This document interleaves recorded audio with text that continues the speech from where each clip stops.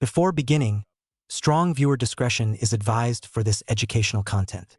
The following recounts federal courtroom testimony from the Sean Diddy Combs trial as documented by Inner City Press, when the proceedings took an unexpected and dramatic turn that would reverberate throughout the entertainment industry.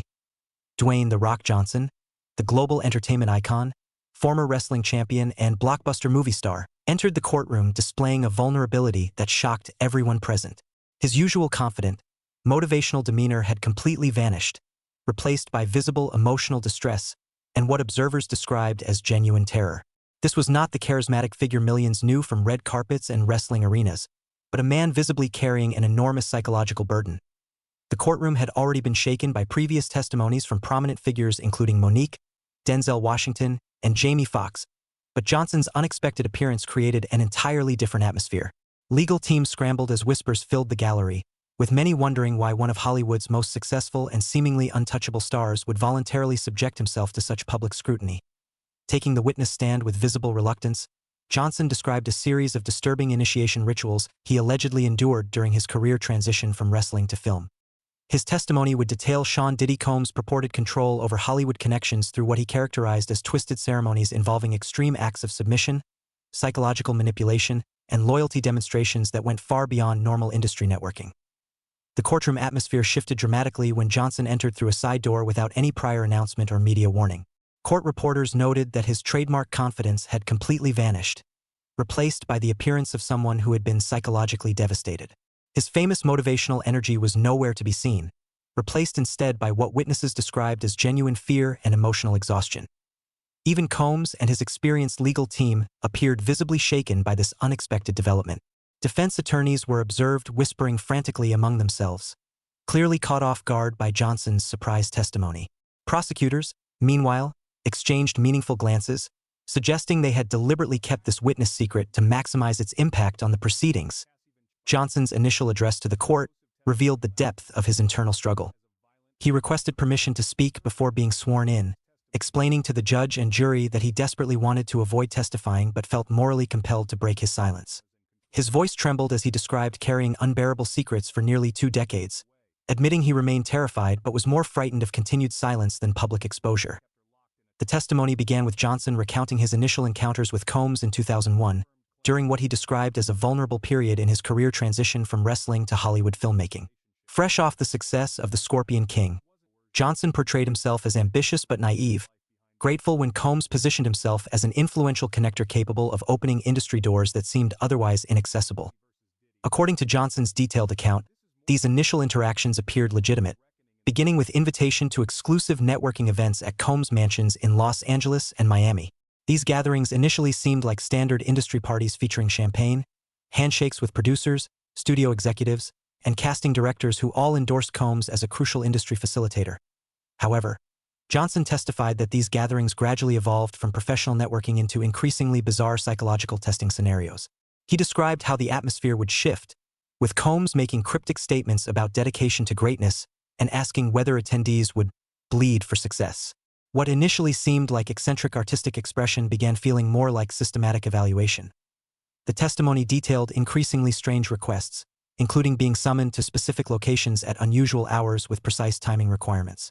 Johnson recalled being instructed to arrive at a Beverly Hills residence at exactly 2:13 a.m., where he waited alone for over an hour before other guests arrived wearing black suits and maintaining complete silence throughout the gathering.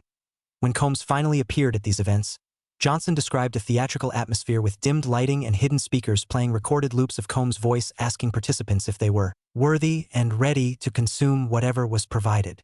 Johnson initially rationalized these experiences as eccentric artistic expression common among creative industry figures, but admitted feeling increasingly uncomfortable. The most disturbing portion of testimony involved Johnson's detailed description of being transported blindfolded to a private residence where he allegedly participated in a horrifying ritual.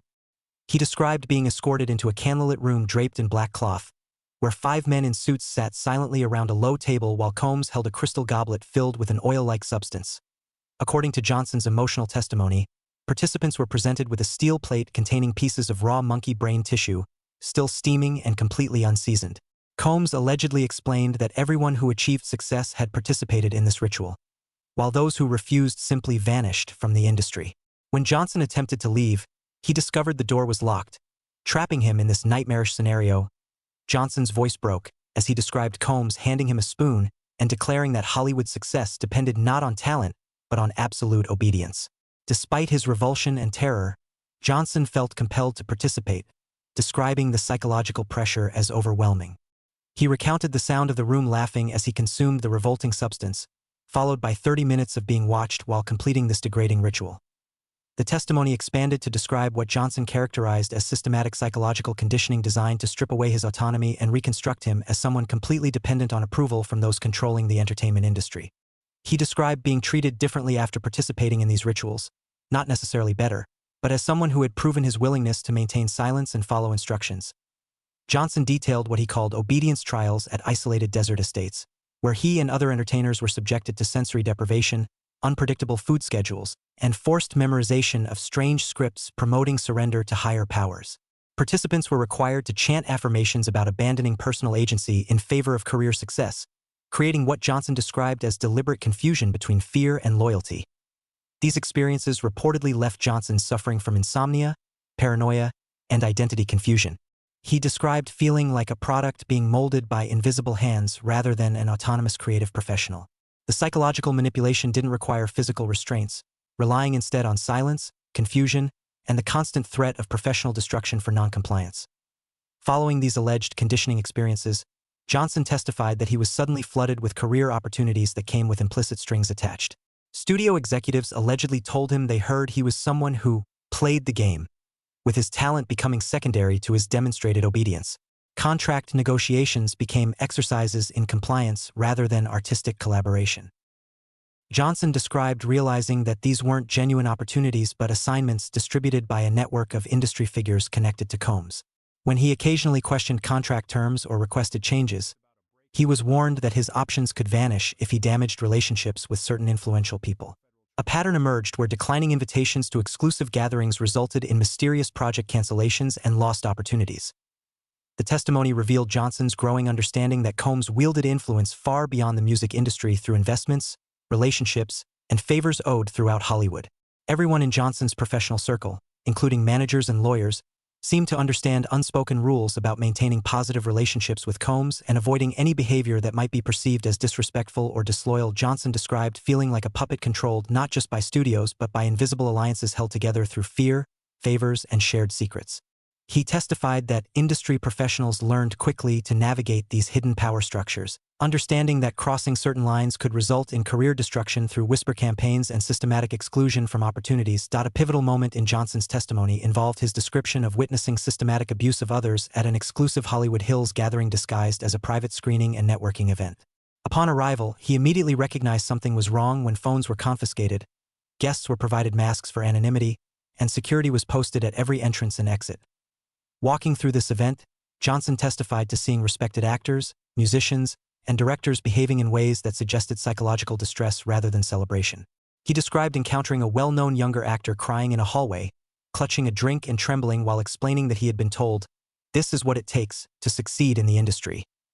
This encounter reportedly served as Johnson's breaking point, forcing him to confront the reality that he had been protected from the worst abuses only because he had demonstrated useful compliance. He realized his invitations weren't based on personal appreciation but on his value as a controllable asset who had proven capable of maintaining silence about disturbing experiences. Johnson's testimony addressed the broader culture of silence in Hollywood, explaining how fear of professional retaliation keeps victims from reporting abuse even when they achieve significant success. He described the psychological toll of building a public persona based on strength and positivity while privately carrying shame and trauma from these alleged experiences. The emotional core of Johnson's testimony involved his explanation of why prominent figures remain silent about industry abuse.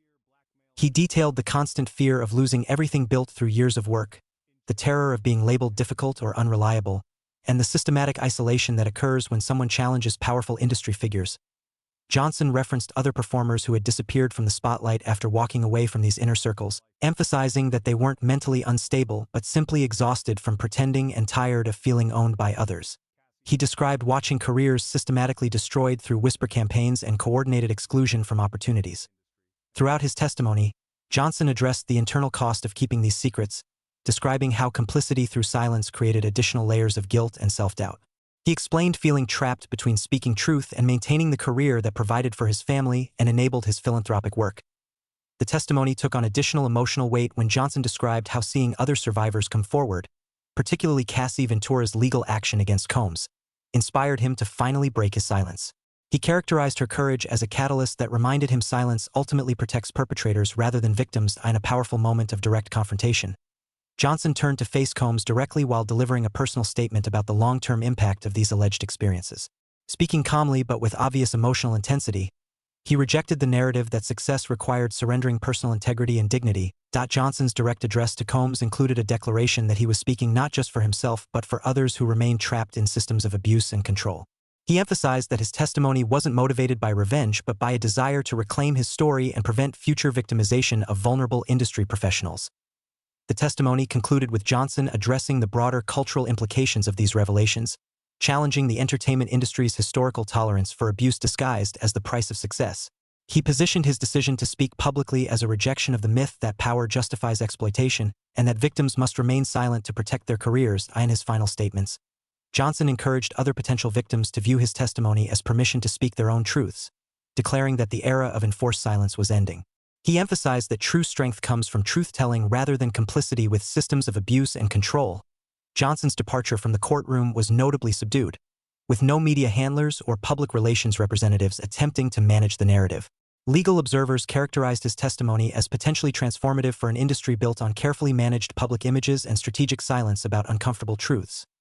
The broader implications of Johnson's testimony extended beyond the specific allegations against Combs, raising fundamental questions about power structures throughout the entertainment industry. His willingness to sacrifice his carefully cultivated image for the sake of truth-telling was seen as potentially inspiring other high-profile figures to break their own silence about industry abuses. Court observers noted that Johnson's testimony represented a significant shift in Hollywood's culture of silence, with one of the industry's most successful and seemingly untouchable figures publicly challenging power structures that had protected abusers for decades. His emotional vulnerability and obvious personal cost made his testimony particularly compelling for jury members and public observers.